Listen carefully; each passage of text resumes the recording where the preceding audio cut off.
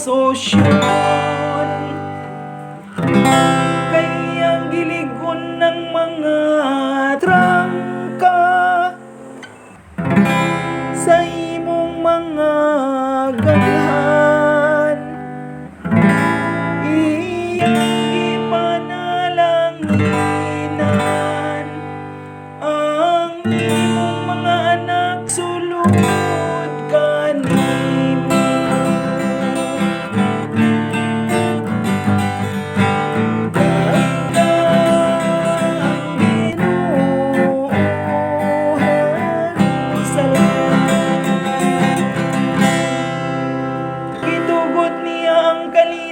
Sulod sa imong mga utlanan,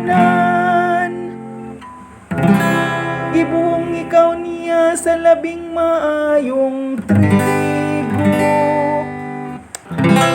Ipadala niya ang iyang sugo ngadto sa yuta. Makusog ang pagdagan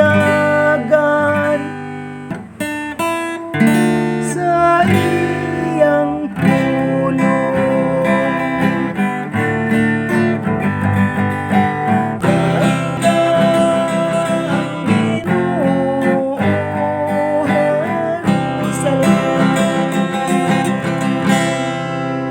Iyang gisangyaw ang iyang pulong ngadto kang Hakob.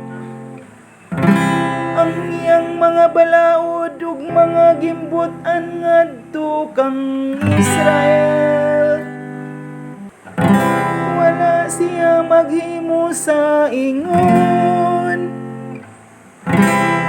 sa laing nasud. Wala niya ipahibalo ang iyang mga kasuguan ngadto kanila.